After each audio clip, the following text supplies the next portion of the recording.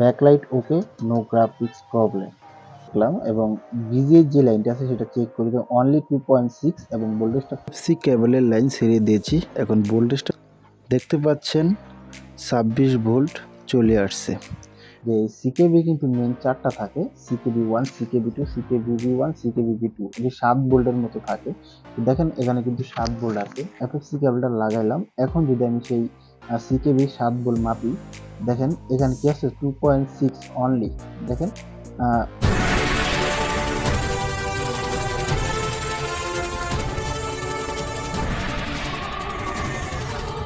নতুন কিছু করার প্রচেষ্টা আরেক ইলেকট্রনিক্স।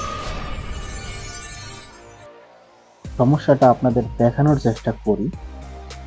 প্লাগ ইন করলাম, দেখতে পাচ্ছেন ইন্ডিকেটর গ্লো করছে।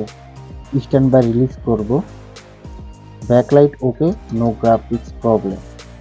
সমস্যাটি কোথা থেকে আসছে স্টেপ বাই স্টেপ সমাধান করে দেখানোর চেষ্টা করব। টিভিটি ওপেন করে নিই।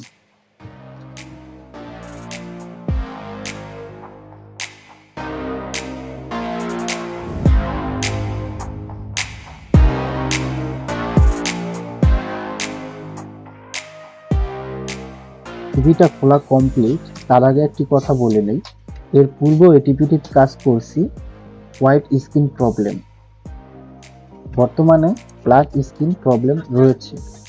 যারা আগের ভিডিওটি দেখেননি তারা চাইলে ভিডিওটি দেখতে পারেন। আর এটার মধ্যে স্মার্ট মাদারবোর্ড মডিফিকেশন করে লাগানো হয়েছে এবং এলজির যেই প্যানেল ব্যবহার করা হয়েছে, প্যানেলের সাথে আমরা গত পর্বে পরিচিত হয়েছি।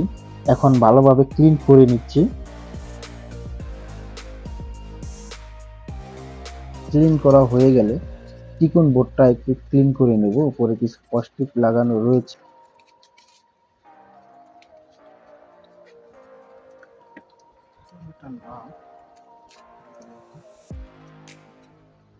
আমরা যদি আপনাদের একটু দেখানোর চেষ্টা করি, টিকন বোর্ড কিন্তু প্রপারলি ক্লিন আছে, কোনো প্রকার কাজ করা হয়নি।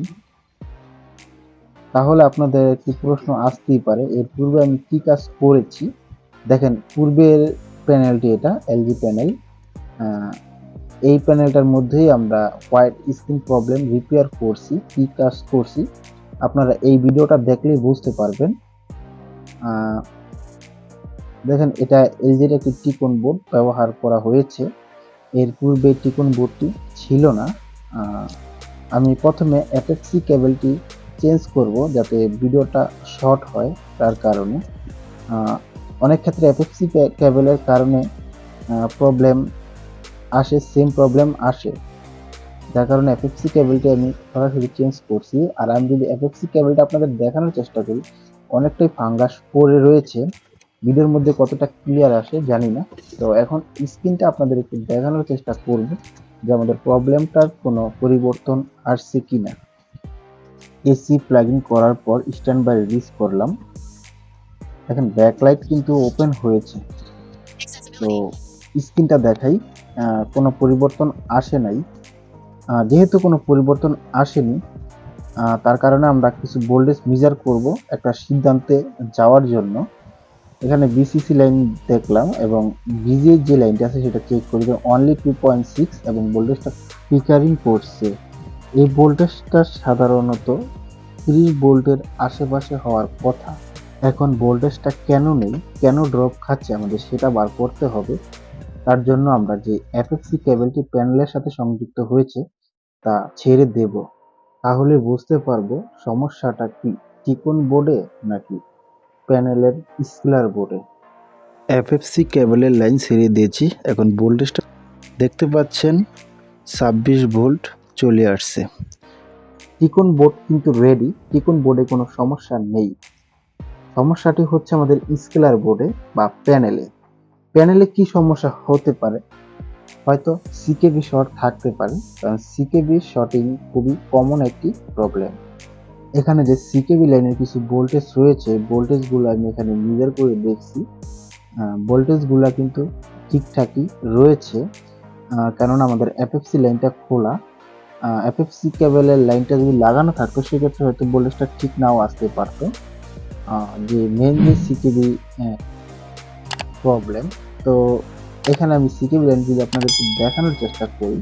আর দেখেন এখানে যে রেজিস্ট্যান্সের মাধ্যমে কিন্তু সিকেবি লাইনগুলো পাস করা হয়েছে, আদার্স যে প্যানেলে যে সিকেবি লাইন কাটিং করতে হয় এটার মধ্যে কাটিং করার কোনো প্রয়োজন নাই। আমি প্যানেলের মডেল নাম্বারটা আপনাদেরকে দেখাই। আমি আবারও আপনাদের দেখানোর চেষ্টা করতেছি যে সিকেবি কিন্তু মেইন 4টা থাকে। CKB 1, CKB 2, CKB V1, CKB ভি2। এই 7 ভোল্টের মতো থাকে। তো দেখেন এখানে কিন্তু 7 ভোল্ট আছে। এরপরও একটি 7 ভোল্ট আছে। মিটারটা একটু প্রবলেম করতেছে হয়তো, আসতেছে না। আমি 2টা দেখাইছি 7 ভোল্ট করে, দেখেন আরো 2টা আমি দেখাই দিতেছি। দেখেন এটাও 7 ভোল্ট আছে এবং এটাও কিন্তু 7 ভোল্ট আছে। তার মানে টিকন বোর্ড থেকে কোনো সমস্যা নাই। তো টিকন বোর্ড 100% ওকে আছে। এখানে আমি এফএফসি কেবলটা এখানে আবার লাগাবো। এফএফসি কেবলটা লাগাইলাম। এখন যদি আমি সেই সিকেবি 7 ভোল্ট মাপি, দেখেন এখানে কি আছে 2.6 অনলি। দেখেন ভোল্টেজটা ফিল্টারিং করতেছে, স্থায়ী থাকছে না। ঠিক আছে? তো এখন আপনারা দেখতেই পাচ্ছেন যে ভোল্টেজটা কিন্তু ড্রপ হয়ে যাচ্ছে সাথে সাথে। এখন আমার কাজ একটাই, সিকেবি লাইন ডিসকানেক্ট করে দেওয়া। তো এখন আমি সিকেবি গুলোকে ডিসকানেক্ট করে দেব। তারপর আমি রেজাল্ট দেখব যে আমাদের প্রবলেমটা কি অবস্থায় এসে দাঁড়ায়। আমি সবগুলো সিকেবি লাইন কিন্তু ছেড়ে দিচ্ছি। তো দেখেন এখন স্ক্রিনের অবস্থা। স্ক্রিনে কিন্তু কোনো প্রকার গ্রাফিক্স আসে নাই, তবে সিম্পটমটা একটু চেঞ্জ হয়েছে। দুঃখের বিষয় হলো সত্য, সিকেবি লাইন কাটিং করার পর কফের মধ্যে একটা স্পার্কিং দেখা গেছে। তো অ্যাকচুয়ালি কফটা শর্টেজ, যার কারণে হয়তো প্যানেলটি আমার পক্ষে করা সম্ভব নয় এবং আমি কফটি চেঞ্জ করে দেখব সমস্যাটি কোথায় এসে দাঁড়ায়। তাই আমি এক অভিজ্ঞ ভাইয়ের কাছে নিয়ে আসছি।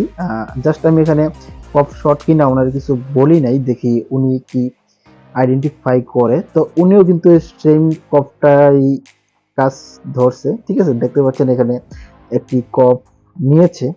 তো অ্যাকচুয়ালি আমার কাছে তো আর বর্নিং মেশিন নাই, আমি হচ্ছে ছোটখাটো একজন টেকনিশিয়ান, যার কারণে আমি আমার মতো আমি কাজ করার চেষ্টা করি আর আপনাদের মাঝে শেয়ার করার চেষ্টা করি। তো ওই ভাই দেখি কপ চেঞ্জ করে, যেহেতু দুইজন মিস্ত্রিরই সেম এক জায়গায় টার্গেট, একটা কফের উপরই ফোকাস করা হয়েছে। তো দেখি কপটা চেঞ্জ করা হোক, তারপরে আমরা এটার রেজাল্ট দেখব। তো দেখা যাক কি হয়। টিভিটার মধ্যে তো প্রায় খাটাখাটনি ভালোই হয়েছে।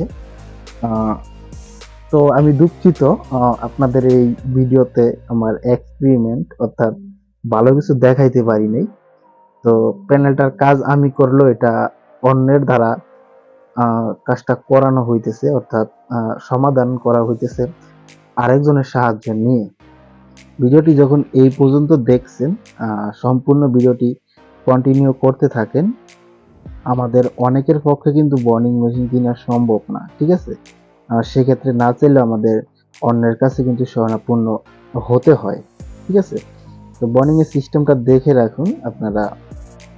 অনেক ক্ষেত্রে তো আপনাদের কাজ করাতে হবে যাদের কাছে বর্নিং নাই, এবং যাদের কাছে বর্নিং আছে তো অনেক ভালো।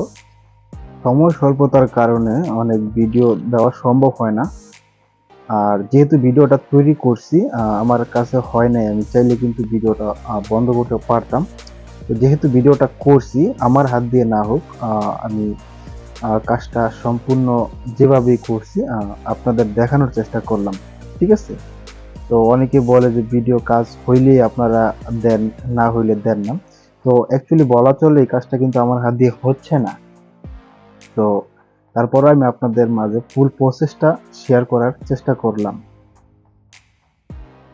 যদি ভিডিওটি ভালো লাগে অবশ্যই কমেন্ট করবেন, আর চ্যানেলে নতুন হলে চ্যানেলটিকে সাবস্ক্রাইব করে রাখবেন। কপ বর্নিং করা শেষ। তো প্যানেলটি দেখতে পাচ্ছেন পরিপূর্ণ কিন্তু ওকে করতে সক্ষম হয়েছি, যদিও কাজটি আমি করি নাই, কারো মাধ্যমে করাইছি। তারপরেও কাজটি সুন্দরভাবে সমাধান হয়েছে, তাতেই অনেক। দেখা হবে অন্য কোনো ভিডিওতে। সেই পর্যন্ত ভালো থাকবেন, সুস্থ থাকবেন। আল্লাহ হাফেজ।